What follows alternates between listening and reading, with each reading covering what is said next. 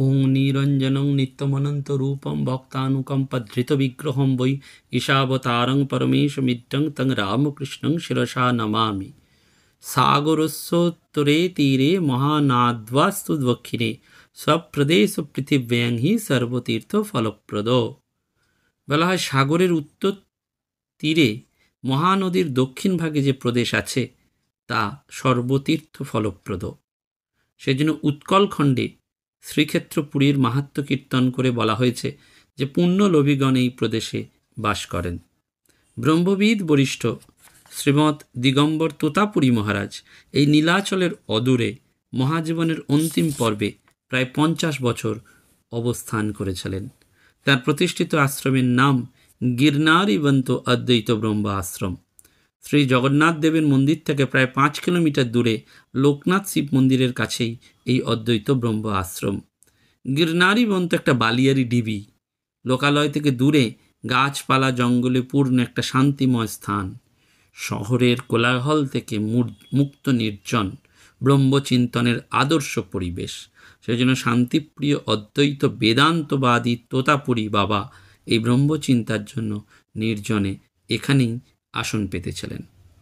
শ্রী শ্রী তোতাপুরী মহারাজ বা দিগম্বর বাবা হলেন আচার্য শঙ্করের 10 নামী সন্ন্যাসী সম্প্রদায়ভুক্ত অদ্বৈত বেদান্তি সন্ন্যাসী। এবং আমরা জানি যে অদ্বৈতবাদ দর্শন হিন্দু দর্শনের একটা অঙ্গ। এই অদ্বৈত ভাবনা অতি প্রাচীন। বেদান্ত কথার অর্থ হচ্ছে সেই বেদের অন্ত বা বেদের অংশ। সংস্কৃতে অদ্বৈত কথার অর্থ ন দ্বৈত, অর্থাৎ যেখানে আর দ্বৈত ভাব থাকে না সে অদ্বৈত। সে বড় কঠিন স্থান, গুরু শিষ্যে ঠাঁই নাই, এরকম ব্যাপার। অদ্বৈতবাদের প্রধান বক্তা ছিলেন আচার্য শঙ্কর। তিনি অদ্বৈতবাদী সন্ন্যাসী এবং প্রকৃতপক্ষে অদ্বৈত মত বা অদ্বৈতবাদকে প্রতিষ্ঠা করার জন্যই শঙ্করের আবির্ভাব হয়েছিল। সেই অদ্বৈত বেদান্ত সন্ন্যাসীগণের মধ্যে শ্রীমৎ তোতাপুরী বাবা বা দিগম্বর বাবা হলেন অন্যতম। জানা যায় তৈলঙ্গ স্বামীর মতন তিনিও প্রায় 300 বছর কাল স্থূল দেহে বর্তমান ছিলেন। নামের প্রথম অংশ তোতা আর দ্বিতীয় অংশ পুরী। তোতাপুরী বাবা এমনই একজন বিশিষ্ট সন্ন্যাসী যিনি বিভিন্ন নামে পরিচিত ছিলেন। কখনো আত্মকথা প্রকাশ করতেন না। কেউ কেউ সেই জন্য তাকে তোতাপুরী বাবা, নাঙ্গা বাবা, দিগম্বর বাবা, ল্যাংটা বাবা, নাগা বাবা বিভিন্ন নামে, কেউ কেউ তাকে কাঙ্কাড়িয়া বাবা বা মৌনী বাবা বলেও সম্বোধন করতেন। তার পূর্বাশ্রমের বিশেষ পরিচয় জানা যায় না। তার আবির্ভাবের সময়, দিন, তিথি কিচ্ছু জানা যায় না। সম্ভবত মুঘল যুগে 1630 খ্রিস্টাব্দে তিনি জন্মগ্রহণ করেন। তদানীন্তন পাঞ্জাব ও উত্তর পশ্চিম সীমান্ত প্রদেশে কোনো পাঞ্জাবি সুবায়, বালুচিস্তান প্রদেশে হিংলাজ অঞ্চল হচ্ছে তার জন্মস্থান। শৈশবকালেই তোতাপুরী বাবা বালক ব্রহ্মচারী রূপে গৃহত্যাগ করেন এবং নাঙ্গা সম্প্রদায়ের কোনো গুরুর কাছে দীক্ষা গ্রহণ করেন। হিংলাজে বাবা লাদন নামে একটা মঠ আছে। বাবা রাজপুরীজি 17 শতাব্দীতে এই মঠ প্রতিষ্ঠা করেন। মঠের বর্তমান মহন্ত হিংলাজ অঞ্চলকেই তোতাপুরীর বাবার আবির্ভাব স্থল বলে শনাক্ত করেন। এই তোতাপুরী বাবা ভারতবর্ষের আসমুদ্র হিমাচল পরিভ্রমণ করেন। সীমান্তবর্তী বহু দেশে তিনি যান। তিনি হিন্দুকুশ পর্বত পার হয়েছিলেন এবং শ্রীশৈলম, অরুণাচল, হরিদ্বার, মিরাট, কাশী, কাবেরী, নর্মদা কোনো জায়গা বাদ ছিল না। রমতা সাধু, তার প্রিয় সাধনভূমি ছিল নর্মদা। নর্মদা শুধু তপভূমি নয়, দেবভূমি। পৌরাণিক কাল থেকে নর্মদার মাহাত্ম্য হয়েছে। বলা হয় রুদ্র দেহের শ্বেদবিন্দু থেকেই নর্মদা সপ্তকাল ব্যাপী বিরাজিত। বহু সাধু মহাত্মার সাধন স্থল হচ্ছে এই নর্মদা। সেজন্য নর্মদা সিদ্ধিদাত্রী, মহাপাতক নাশিনী, মোক্ষদায়িনী। তোতাপুরী বাবার জীবনের অন্যতম আরেকটি বিষয় ছিল সাধু সঙ্গ। কাশীর সচল শিব তৈলঙ্গ স্বামী, নাথ সম্প্রদায়ের গুরু গোরক্ষনাথ, জটি বাবা বিজয়কৃষ্ণ গোস্বামী, হরিহর বাবা, হারিয়া খান বাবা, সীতারাম দাস ওঙ্কারনাথ, নিগমানন্দ সরস্বতী, রমন মহর্ষি, বহু মহাত্মাদের সঙ্গে তার সাক্ষাৎ হয়। তার মহাজীবনের অন্তিম পর্বে 40-50 বছর তিনি শ্রীক্ষেত্র পুরীতে অবস্থান করেছিলেন এবং 1961 সালের 28শে আগস্ট শ্রাবণী পূর্ণিমার দিন মহাজ্ঞানী তোতাপুরী বাবা মহাসমাধি লাভ করেন। কিছু ব্যক্তি হরিয়ানা প্রদেশের নাগা মঠে তোতাপুরী বাবার মহাসমাধি হয়েছে বলে দাবি করেন অনেকেই, এবং তাকে তো বিভিন্ন নামে ডাকা হয়, সেটা আমরা জানি, আগেই আমরা স্মরণ করলাম। এবং ভগবান শ্রীরামকৃষ্ণ পরমহংসদেব তাঁর এই অদ্বৈত বেদান্তের গুরু ছিলেন তোতাপুরী। তোতাপুরী ওই বহু জায়গা ঘুরতে ঘুরতে এসেছিলেন দক্ষিণেশ্বর কালীবাড়িতে। ঠিক ছিল 3 দিন থেকে ফিরে যাবেন উত্তর পশ্চিম ভারতে, কিন্তু ব্রহ্মময়ী জগদম্মা কী কারণে তাকে দক্ষিণেশ্বরে এসেছিলেন সেটা তাঁর জানা ছিল না। চাঁদনি ঘাটে ঠাকুর বসে বসে আপন মনে মায়ের নাম করছেন। এমন সময় দীর্ঘ বপু বৈদান্তিক সন্ন্যাসী তোতাপুরী তাকে দেখেই এক অদ্ভুত আকর্ষণ অনুভব করলেন।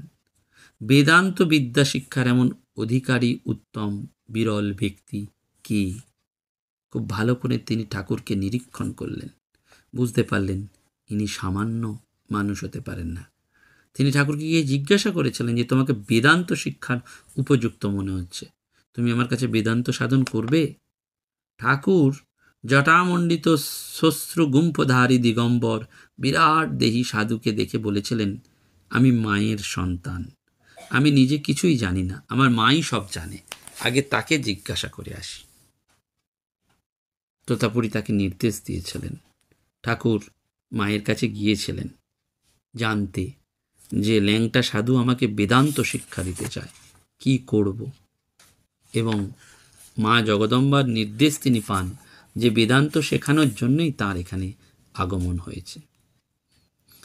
তোতাপুরী ভেবেছিলেন যে বেদান্ত জ্ঞান হলেই প্রকৃত জ্ঞানের আলোয় অজ্ঞানের সমস্ত অন্ধকার কুসংস্কার চলে যাবে। সেই বেদান্তিক গুরুর কাছে দীক্ষা নিতে হলে ঠাকুরকে আগে শিখাসূত্র ত্যাগ করতে হবে, শাস্ত্র বিধান অনুযায়ী সন্ন্যাস গ্রহণ করতে হবে। ঠাকুর সম্মত হলেন, কিন্তু জানালেন তিনি সন্ন্যাস নেবেন গোপনে, যাতে তার বৃদ্ধা মা কোনো রকমের কষ্ট না পান। তোতাপুরী তাই রাজি হয়েছিলেন। নির্দিষ্ট দিনে তোতাপুরী ঠাকুরকে দিয়ে পিতৃপুরুষের শান্তির জন্য শ্রাদ্ধাদি কর্ম করিয়েছিলেন, নিজের আত্মাতৃপ্তির জন্য পিণ্ডদান করিয়েছিলেন। অর্থাৎ এইভাবেই তার অধ্যাত্ম সাধনা শুরু হয়েছিল। এবং অনেকেই আমরা জানি যে এই শ্রীমৎ তোতাপুরী দীক্ষা প্রদান করে ঠাকুরকে রামকৃষ্ণ নামটি প্রদান করেছিলেন। আবার অনেকে বলেন মথুরাবাবু করেছিলেন। যাই হোক, বেদান্তবিদ তোতাপুরী ঠাকুরকে সেই বেদান্ত প্রসিদ্ধ নেতি নেতি উপায়ই শিক্ষা দিয়েছিলেন। এবং ঠাকুরের এই সাধন সময়ে একদিন রাতের বেলায় তোতাপুরী ধুনি জ্বালিয়ে ধ্যানে বসেছেন, চারিদিক শুনশান নিস্তব্ধ। তো তার নির্ভীক কণ্ঠে জিজ্ঞেস করলেন, তুমি কে? উত্তর এসেছিল, আমি দেবযোনি ভৈরব, এই গাছে থাকি, এই দেবস্থান রক্ষা করি। বেশ, তাহলে তুমিও যা, আমিও তাই, দুজনেই ব্রহ্মের প্রকাশ, এসো দুজনে ধ্যান করি। এবং ঠাকুরের যে নির্বিকল্প সমাধি, সেটি যখন হচ্ছিল না, আপনারা জানেন, তখন সেই তোতাপুরী তার ভ্রু মধ্যে একটা ভাঙা কাঁচের টুকরো দিয়ে জোর করে বিদ্ধ করলেন। দরদর করে রক্ত ঝরছে, সেদিকে ভ্রুক্ষেপ না করেই বলেছিলেন, এই বিন্দুতে মনকে গুটিয়ে আনো। ঠাকুর এই কঠিন সংকল্প করে ধ্যানে বসেছিলেন এবং জ্ঞান ওসি দ্বারা জগদম্বার মূর্তিকে দ্বিখণ্ডিত করেছিলেন। তার মন নাম রূপাত্মক জগৎ থেকে হু হু করে ওপরে উঠেছিল। ঠাকুর গভীর সমাধিতে মগ্ন হয়েছিলেন এবং ঠাকুরের সমাধি গভীর হয়েছে কিনা জানার জন্য তোতাপুরী দীর্ঘক্ষণ তার সামনে বসেছিলেন। তারপর কুটিরের বাইরে এসে তালা লাগিয়ে দিয়েছিলেন। সেই নির্বিকল্প সমাধি দশার কথা আমরা জানি প্রত্যেকেই। এবং এই দিগম্বর বাবা তোতাপুরী দর্শনার্থীদের দেওয়া প্রণামী বা কোনো দ্রব্য সামগ্রী গ্রহণ করতেন না। অনেক বিশিষ্ট অতিথিরা বাবার জন্য অনেক কিছু নিয়ে আসতেন, তিনি কোনোটাই গ্রহণ করতেন না। বাবা বলতেন যে ব্রহ্মনিষ্ঠ গুরু বা আচার্যের আশ্রয় গ্রহণ করাই কর্তব্য। অধ্যাত্ম পিপাসু ভক্তদের দিগম্বর বাবা খুব সহজ সরল উপদেশ দিতেন।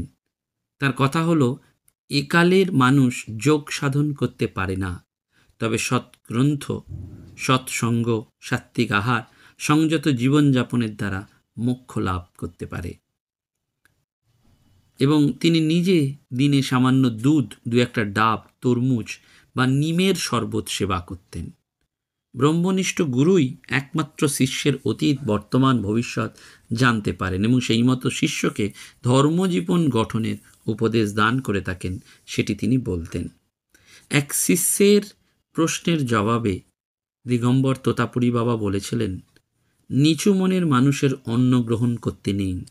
যারা সর্বদা অসৎ চিন্তা করে, ধর্মের নামে অর্থ উপার্জন করে, তাদের হাতে খাবার খেলে মন নিম্নমুখী হয়ে যায়। তার মতে সাধনার দুটি পথ, দ্বৈত সাধন এবং অদ্বৈত সাধন। দ্বৈত সাধন অনুসারে এই বিশ্ব ব্রহ্মাণ্ডই ঈশ্বর, সব কিছুই তিনি। আর দ্বিতীয় মতে জগৎ প্রপঞ্চ স্বপ্নমাত্র, জগতের অস্তিত্ব নশ্বর। বৈদান্তিক সন্ন্যাসী হিসাবে এই দিগম্বর তোতাপুরী বাবা সংসারী মানুষদের আত্মচিন্তনের উপর গুরুত্ব দিতেন। বারবার বলতেন, আত্ম উপলব্ধি ছাড়া স্থায়ী সুখ লাভের কোনো উপায়, পথ নেই। বাবা বলতেন, যারা ধর্ম নিয়ে ও ভগবান নিয়ে ব্যবসা করে, তাদের পক্ষে মোক্ষ লাভ করা বড় কঠিন। একজন প্রশ্ন করেছিলেন, বাবা, আসল সাধু এবং ভণ্ড সাধুর মধ্যে পার্থক্য কি করে করা যায়? তোতাপুরী বলছেন, অনেক সময় লোকে নকল সাধুকেই আসল সাধু বলে, কিন্তু যিনি নিজেকে যোগ বলে সংযত এবং জিতেন্দ্রিয় করতে সক্ষম হয়েছেন, তার মুখের দিকে লক্ষ্য করলেই বোঝা যায় তার মুখমণ্ডল সুন্দর, পবিত্র ও শান্ত। একদিন দিগম্বর বাবা তোতাপুরী সকালে খাটিয়ার ওপর বসে আছেন। এমন সময় এক বিধবা মহিলা এলেন। তাকে দেখে সম্ভ্রান্ত গলের মলেই মনে হলো। তিনি বাবাকে কাঁদতে কাঁদতে লুটিয়ে পড়লেন। বাবা তাকে আশীর্বাদ করলেন। তার কথায় জানা গেল যে তার স্বামী দেহরক্ষা হয়েছে, তার ছেলে মেয়ে এবং তার মধ্যে সম্পত্তি ভাগাভাগি করা হয়। সেখানে তিনি 1,00,000 টাকা পেয়েছেন এবং সেই টাকা তিনি বিশ্বাস করে গুরুর কাছে রাখতে চান, কারণ আত্মীয়দের কাছে রাখতে চান না। গুরু গীতায় রয়েছে না, গুরুবো বহবো সন্তি শিষ্য বিপত্তারকা, অর্থাৎ জগতে শিষ্যের বিত্ত লুণ্ঠনকারী অনেক গুরু বর্তমান, কিন্তু শিষ্য সন্তাপহারক গুরু যথার্থই দুর্লভ। দিগম্বর বাবা ছদ্মবেশী এইসব গুরুদের শৃগাল, কুকুর এদের সাথে তুলনা করতেন। তিনি বলতেন, এইসব অসৎ গুরুদের সংস্পর্শ এড়িয়ে চলতে হয়। সাধুদের মধ্যে অনেক ভেজাল আছে, সেটি তিনি বারবার বলতেন। এবং তিনি বলতেন যে বর্তমানে মানুষের পক্ষে বেদান্ত সাধনাই উপযুক্ত। নিজে দুঃখ করে বলতেন, আমার কাছে নানান উদ্দেশ্য নিয়ে লোকেরা আসে, আর তারা কেবল পার্থিব বস্তুই প্রার্থনা করে, অধ্যাত্ম জগতের বিষয় তারা জানতে চায় না। দিগম্বর বাবা নিজেকে প্রাচীন বটবৃক্ষের সঙ্গে তুলনা করেছিলেন।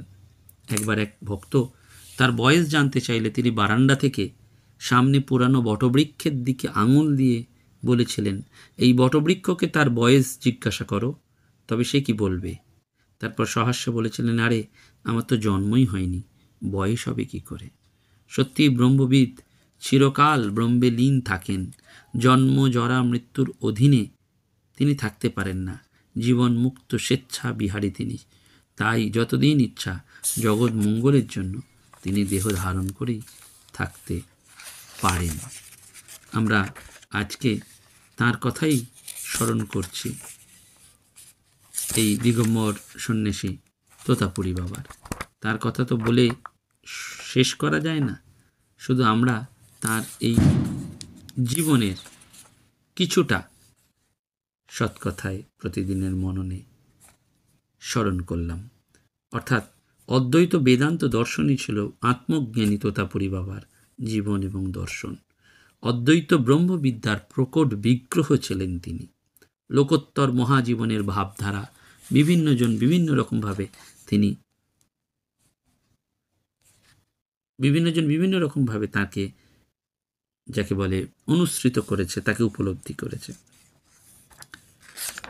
এবং তিনি বারবার বলতেন, ব্রহ্মজ্ঞানী পুরুষের জন্ম মৃত্যু হয় না, আমার তো জন্মই হয়নি। বাহ্যিক জগতের সঙ্গে তার কোনো সংযোগ থাকতো না, যেন বারবার বোঝাতে চাইতেন যে অব্যক্তভাবে আমি জগতে পরিব্যাপ্ত, সমস্ত প্রাণী আমাতে অবস্থিত, কিন্তু আমি কিছুতেই অবস্থিত নয়। নমস্কার, ধন্যবাদ। প্রাণারাম প্রাণারাম প্রাণারাম প্রাণারাম প্রাণারাম প্রাণারাম। কি যেন লুকানো নামে তাই মিষ্ট এত তব নাম। প্রাণারাম প্রাণারাম প্রাণারাম প্রাণারাম প্রাণারাম।